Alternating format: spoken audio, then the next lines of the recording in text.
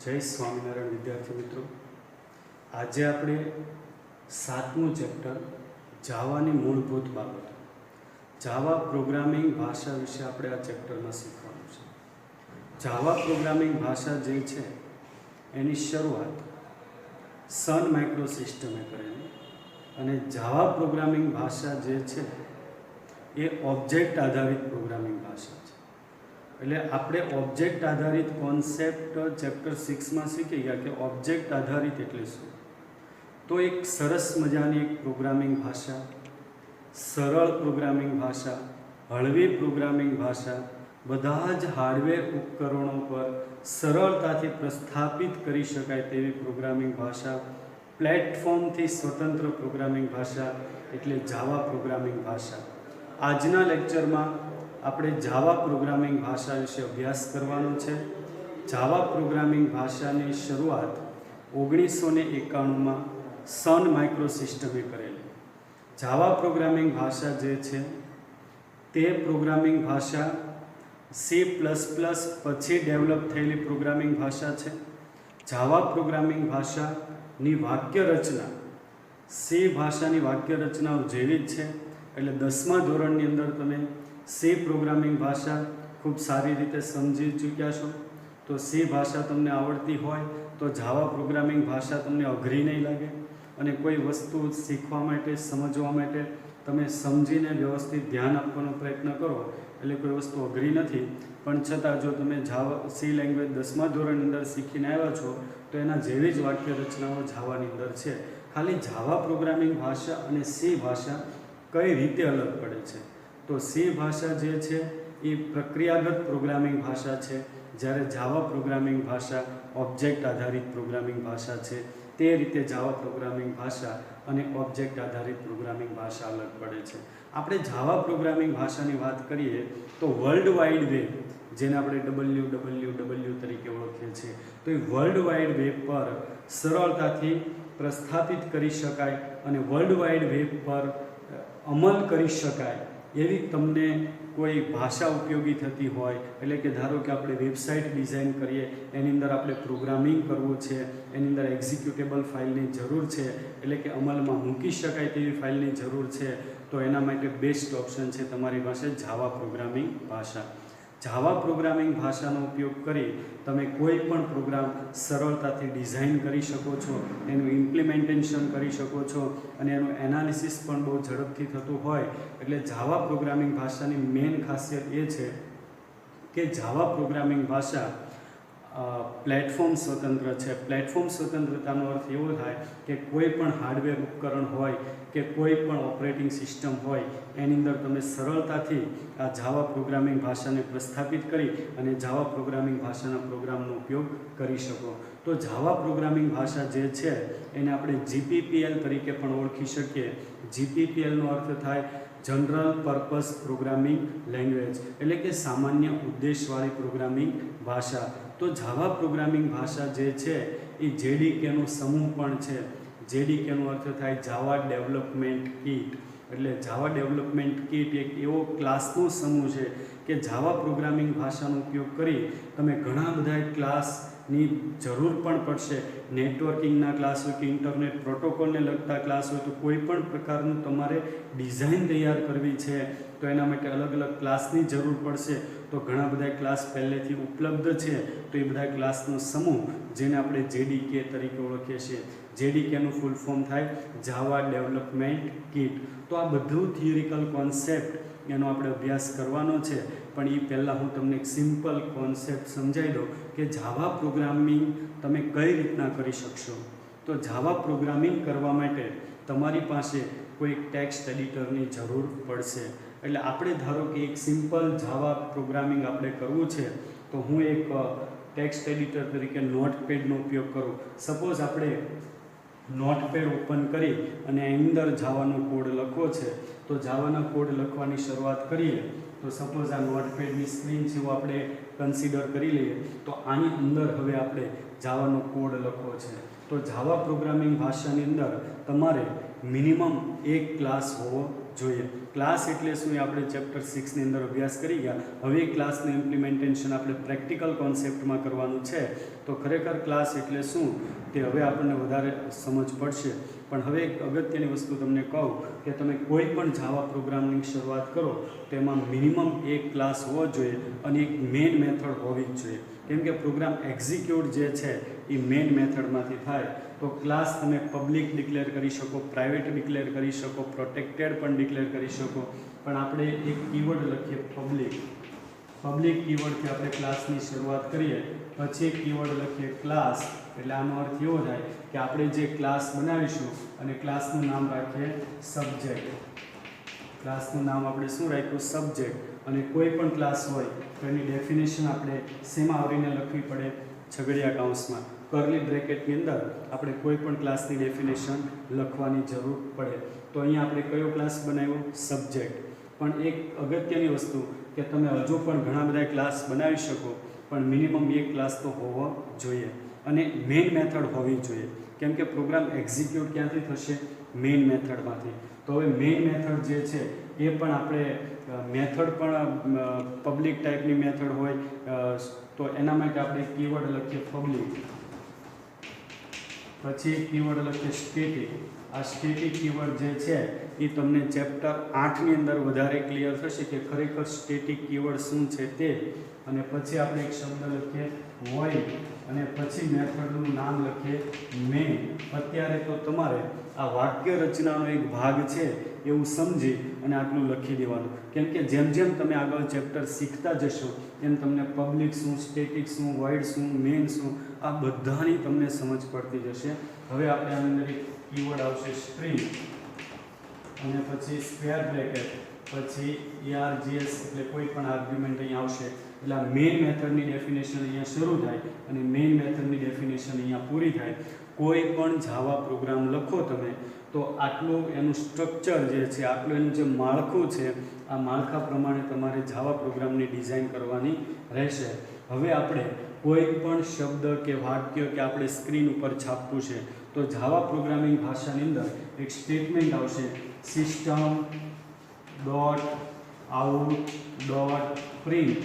તમે પ્રિન્ટ લખો તો પણ ચાલશે અને પ્રિન્ટ એલએન લખો તો પણ ચાલશે. હમણાં બંને વચ્ચેનો આપણે ડિફરન્સ જોઈએ.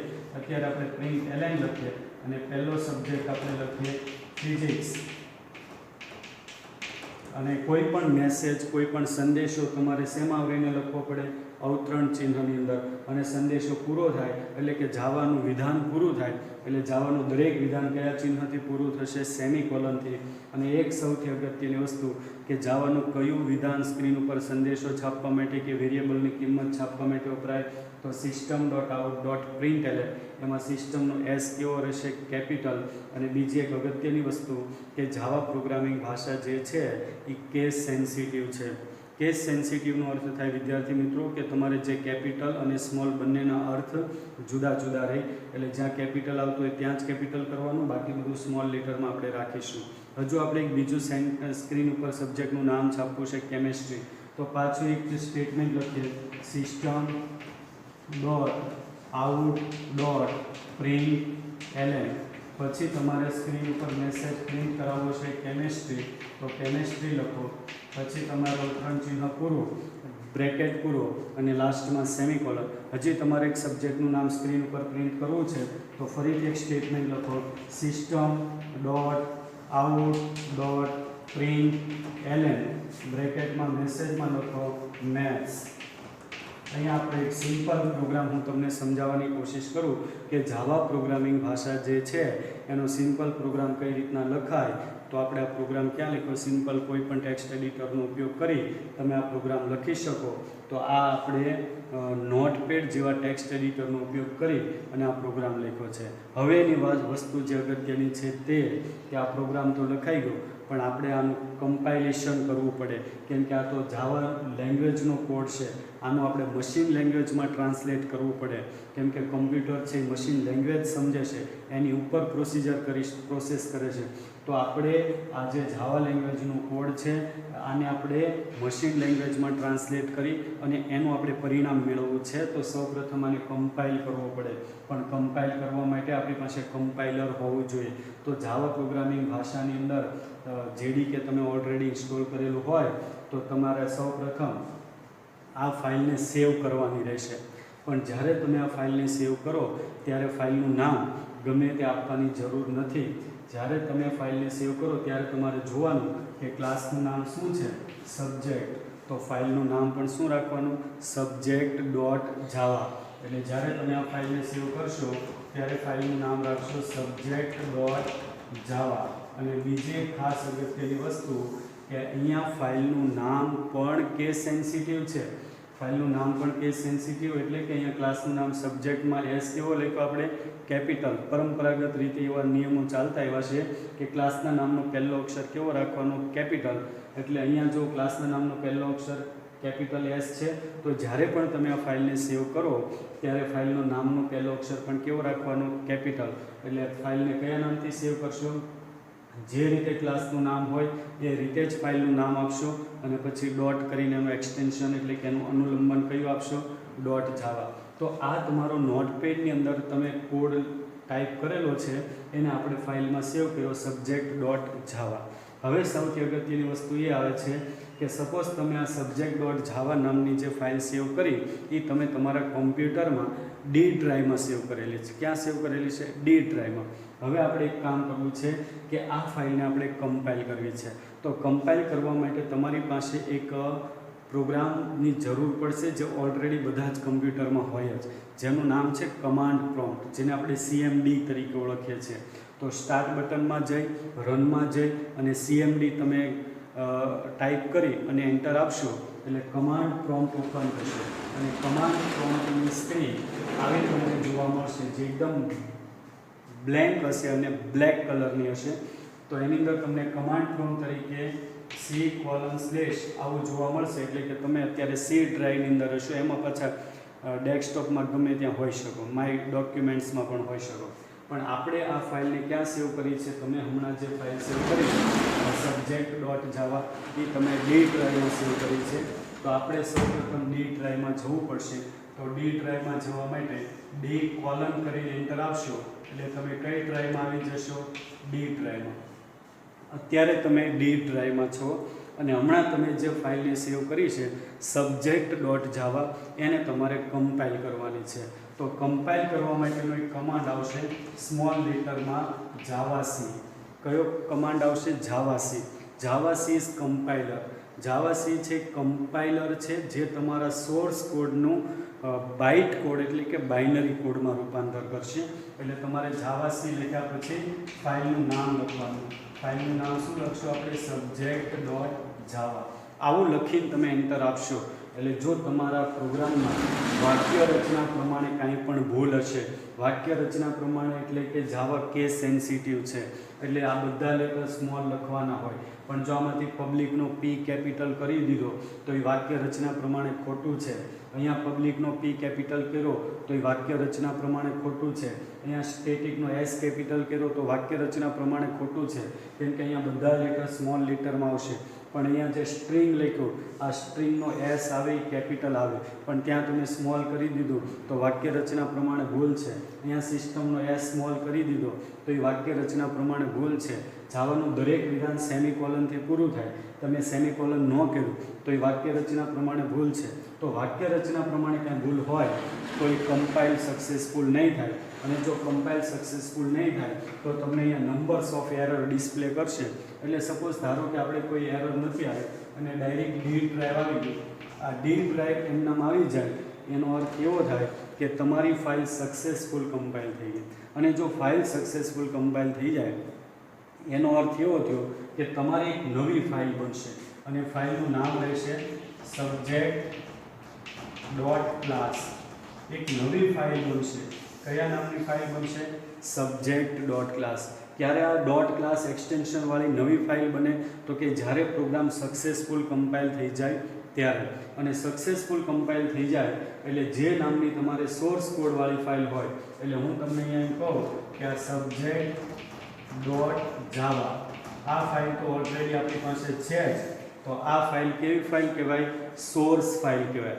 અને સબ્જેક્ટ ડોટ ક્લાસ એ નવી ફાઇલ બનશે, પણ એ નવી ફાઇલ ક્યારે બને? જ્યારે સક્સેસફુલ કમ્પાઇલ થશે ત્યારે. તો સક્સેસફુલ કમ્પાઇલ થઈ જાય તમારો પ્રોગ્રામ અને તો નવી ફાઇલ બનશે ડોટ ક્લાસ એક્સટેન્શન સાથે. તો ડોટ ક્લાસ એક્સટેન્શનવાળી જે ફાઇલ છે એ બાઇટ કોડ ફાઇલ છે. બાઇટ કોડ એટલે જાવા પ્રોગ્રામિંગ ભાષામાં એને બાઇનરી ફાઇલ પણ કહેવાય. બાઇનરી ફાઇલ એટલે દ્વિઅંકી ફાઇલ પણ કહેવાય. હવે તમારે જ્યારે આ પ્રોગ્રામને એક્ઝિક્યુટ કરવાની જરૂર પડે, એટલે કે તમારે ખરેખર એનું પરિણામ, એનું આઉટપુટ તમારે સ્ક્રીન ઉપર લાવવું છે, તો તમે પ્રોગ્રામ જે કમ્પાઇલ કરેલો છે એને તમારે એક્ઝિક્યુટ કરવો પડે, એટલે કે એને રન કરવો પડે. એટલે ધારો કે તમે અત્યારે ડી ડ્રાઈવની અંદર છો, પ્રોગ્રામ સક્સેસફુલી કમ્પાઇલ થઈ ગયો છે, હવે તમારે એનું પરિણામ જોવું છે. તો પરિણામ જોવા માટે કમાન્ડ આવશે જાવા. આને ઇન્ટરપ્રિટ કહેવાય. ઇન્ટરપ્રિટ એટલે કે જાવાના દરેક સ્ટેટમેન્ટ જે છે એક પછી એક વાક્યને એક્ઝિક્યુટ કરશે, એનો અમલ કરશે અને એનું પરિણામ સ્ક્રીન ઉપર ડિસ્પ્લે કરશે. તો એક પછી એક વાક્યો તમારે સ્ક્રીન પર ડિસ્પ્લે કરાવવા છે, એટલે કે એનું આઉટપુટ મેળવવું છે, તો પ્રોગ્રામને ઇન્ટરપ્રિટ કરવો પડે. અને ઇન્ટરપ્રિટ કરવા માટેનો કમાન્ડ કયો છે? જાવા. પણ જાવા લખ્યા પછી માત્ર ફાઇલનું નામ લખવાનું, કોઈ એક્સટેન્શન લખવાનું નથી. આવું લખીને તમે એન્ટર આપશો એટલે સ્ક્રીન ઉપર તમને એનું આઉટપુટ દેખાશે. પહેલાં આઉટપુટમાં પહેલાં સબ્જેક્ટનું નામ આવશે ફિઝિક્સ, પછી આવશે કેમેસ્ટ્રી અને પછી આવશે મેથ્સ. આ રીતના તમને આઉટપુટ જોવા મળશે. એટલે ટૂંકમાં જ્યારે તમે પ્રોગ્રામ લખો છો એટલે કોઈ પણ સાદા ટેક્સ્ટ એડિટરમાં જઈ અને તમે પ્રોગ્રામ લખી શકો. સાદા ટેક્સ્ટ એડિટરમાં તમે પ્રોગ્રામ લખી દીધો પછી જ્યારે તમે ફાઇલને સેવ કરો ત્યારે ફાઇલનું નામ ગમે તે આપવાનું નથી. તમે જે ક્લાસનું નામ આપ્યું હોય, અહીંયા આપણે ક્લાસનું નામ સબ્જેક્ટ છે, તો ફાઇલનું નામ પણ શું આપશો? સબ્જેક્ટ ડોટ જાવા. અહીંયા ફાઇલનું નામ પણ કેસ સેન્સિટિવ છે, એટલે ક્લાસના નામનો પહેલો અક્ષર કેપિટલ છે, તો ફાઇલના નામનો પણ પહેલો અક્ષર કેવો રાખવાનો? કેપિટલ. તો આ કોડિંગ લખાઈ ગયા પછી પણ એક સૌથી અગત્યની વસ્તુ હું તમને કહું કે જાવા પ્રોગ્રામિંગ ભાષા સાથે તમારે કામ કરવું હોય તો તમારા કમ્પ્યુટરની અંદર એક સોફ્ટવેર ઓલરેડી ઇન્સ્ટોલ હોવું જોઈએ. એનું નામ છે JDK. જેડીકેનું full form Java development kit. એટલે જેડીકે ઇન્સ્ટોલ કરી દો પછી એના એન્વાયરમેન્ટ વેરિયેબલ પણ સેટ કરવામાં આવશે. એ હું તમને એક સ્ક્રીન ઉપર તમને ડિસ્પ્લે કરાવી દઈશ કે કઈ રીતના એના એન્વાયરમેન્ટ સેટ કરવા તે. પણ આપણે ઓલરેડી ઇન્સ્ટોલ કરેલું છે એવું સમજીએ અને આ નોટપેડ કે કોઈ પણ ટેક્સ્ટ એડિટરની અંદર આપણે આ જાવાનો કોડ લખવાનો છે. અને લખાઈ ગયા પછી જ્યારે ફાઇલને સેવ કરો ત્યારે ફાઇલનું નામ, ક્લાસનું નામ જે હોય એ જ ફાઇલનું નામ આપવાનું અને ડોટ કરીને એનું એક્સટેન્શન કયું આપશો? ડોટ જાવા. ફાઇલ સેવ થઈ ગયા પછી તમારે કમાન્ડ પ્રોમ્પ્ટની જરૂર પડશે. તો કમાન્ડ પ્રોમ્પ્ટ માટે સ્ટાર્ટ બટનમાં જઈને રનમાં જઈને CMD ટાઈપ કરી અને તમે કમાન્ડ પ્રોમ્પ્ટ ઓપન કરો એટલે બ્લેક કલરની અને બ્લેન્ક સ્ક્રીન જોવા મળશે. એમાં તમારે સી ડ્રાઈવમાં છો, ડી ડ્રાઈવમાં તમે આ ફાઇલને સેવ કરી છે, તો તમારે ડી ડ્રાઈવમાં જવા માટે ડી કોલન કરીને એન્ટર આપશો એટલે ડી ડ્રાઈવમાં આવી જશો. સૌપ્રથમ તમારે ફાઇલને કમ્પાઇલ કરવી પડે. કમ્પાઇલનો અર્થ એવો થાય કે આ જે સોર્સ કોડ છે આનું કન્વર્ઝન તમારે બાઇનરી કોડમાં કરવું પડે. પણ એક સૌથી અગત્યની વસ્તુ કે જાવા જેડીકે તમે ઇન્સ્ટોલ કરો એટલે તમારા કમ્પ્યુટરની અંદર તમે ન જોઈ શકો એવું એક મશીન જનરેટ થાય જે તમારા સોર્સ કોડનું બાઇટ કોડમાં રૂપાંતર કરે. અને એ મશીનને આપણે શોર્ટમાં બોલીએ JVM. JVMનું ફૂલ ફોર્મ થાય જાવા વર્ચ્યુઅલ મશીન. જે કમ્પ્યુટર, જે તમારો સોર્સ કોડ છે એની કમ્પ્યુટરની જે યાંત્રિક ભાષા છે એટલે કે જે મશીન લેંગ્વેજ છે એમાં તમારા સોર્સ કોડનું રૂપાંતર કરે છે. તો એ રૂપાંતર કરનાર મશીન એટલે એને આપણે કયા નામથી ઓળખીશું? JVM. એટલે જો તમારે વાક્ય રચના પ્રમાણે કોઈ ભૂલ નહીં હોય તો એ ફાઇલ સક્સેસફુલ કમ્પાઇલ થશે. અને જો ફાઇલ સક્સેસફુલ કમ્પાઇલ થાય તો નવી ફાઇલ કઈ બનશે? ડોટ ક્લાસ એક્સટેન્શનવાળી. આ ફાઇલ તમે જ્યારે ઓપન કરશો તો તમને એમાં કંઈ સમજ નહીં પડે, કેમ કે આ ફાઇલ એટલે બાઇટ કોડવાળી ફાઇલ, એટલે કે બાઇનરી ફાઇલ છે જે કમ્પ્યુટર સમજે. એટલે હવે તમારે પ્રોગ્રામને એક્ઝિક્યુટ કરવો છે એટલે કે ઇન્ટરપ્રિટ કરવું છે. તો ઇન્ટરપ્રિટ માટેનો કમાન્ડ છે જાવા અને ફાઇલનું નામ. પણ હવે સૌથી અગત્યની વસ્તુ હું તમને કહું કે આ ડોટ ક્લાસ છે એ બાઇટ કોડવાળી ફાઇલ છે. એ તમે કોઈ પણ કમ્પ્યુટરમાં લઈ જાઓ તો બધા જ કમ્પ્યુટરમાં એ એક્ઝિક્યુટ કરી શકશો, એટલે કે એને ઇન્ટરપ્રિટ કરી શકશો. અને આ સોર્સ કોડવાળી ફાઇલ પણ કોઈ પણ કમ્પ્યુટર, કોઈ પણ OSમાં ચાલી શકે. એટલા માટે આ જાવા પ્રોગ્રામિંગ ભાષા છે એને શું કહેવાય? પ્લેટફોર્મ સ્વતંત્ર. પણ હું જે અગત્યની વસ્તુ હું તમને કહું કે આ ડોટ ક્લાસવાળી ફાઇલને જ્યારે ઇન્ટરપ્રિટ કરવામાં આવે અને અમલ કરવામાં આવે અને એક્ઝિક્યુટ કરવામાં આવે તો એનો જે એક્ઝિક્યુટનો જે ટાઈમ છે, અમલ કરવાની જે ઝડપ છે એ ખૂબ ધીમી હોય છે. તમારે અમલ કરવાની ઝડપ તમારે વધારવી છે, એટલે કે સ્પીડમાં એક્ઝિક્યુટ થાય એવું કરવું હોય તો તમારે જે બાઇટ કોડ છે એનું કન્વર્ઝન નેટિવ કોડમાં કરવું પડે. કયા કોડમાં કરવું પડે? નેટિવ કોડમાં. અને માર્કેટની અંદર ઘણા બધા એવા ટૂલ્સ છે જે બાઇટ કોડનું રૂપાંતર નેટિવ કોડમાં કરી આપે છે. પણ નેટિવ કોડનો ફાયદો એ છે કે નેટિવ કોડ ઝડપથી એક્ઝિક્યુટ કરી આપે છે, ઝડપથી તમને પરિણામ આપે છે, ઝડપથી ઇન્ટરપ્રિટ થાય છે. પણ નેટિવ કોડની એક મર્યાદા છે. નેટિવ કોડની મર્યાદા એ છે કે તમારે પ્લેટફોર્મ સ્વતંત્ર રહેતું નથી. અને બાઇટ કોડનો ફાયદો એ છે કે પ્લેટફોર્મ સ્વતંત્ર હોય. તો આ બાઇટ કોડ છે બધા જ કમ્પ્યુટરમાં ગમે તે હાર્ડવેર હોય કે ગમે તે ઓપરેટિંગ સિસ્ટમ હોય એની અંદર આ એક્ઝિક્યુટ થાય. જ્યારે નેટિવ કોડ છે તે પ્લેટફોર્મ સ્વતંત્ર રહેતું નથી. નેટિવ કોડનો બેનિફિટ એ છે કે એડવાન્ટેજીસ એ છે કે ઝડપથી એક્ઝિક્યુટ થાય છે, અમલ કરવાની ઝડપ વધારે હોય છે. જ્યારે બાઇટ કોડમાં અમલની ઝડપ કેવી હોય? ધીમી હોય. તો આ રીતે આપણે જાવા પ્રોગ્રામિંગ ભાષાનો ઉપયોગ કરી અને આ રીતના આપણે સોર્સ કોડ લખી શકીએ અને આ રીતના કમ્પાઇલ કરી શકીએ અને એને એક્ઝિક્યુટ કરી શકીએ. તો આપણે સિમ્પલ એક ટેક્સ્ટ એડિટર કોનો ઉપયોગ કર્યો હતો? નોટપેડનો. પણ આપણા અભ્યાસક્રમમાં એક ટેક્સ્ટ એડિટર છે સ્કાઇપ. તો હવે નેક્સ્ટ લેક્ચરમાં આપણે સ્કાઇપની અંદર કઈ રીતના એનો કોડ લખાય, કઈ રીતના એને કમ્પાઇલ કરી અને કઈ રીતના એક્ઝિક્યુટ કરીશું તે આપણે જોઈશું. Thank you.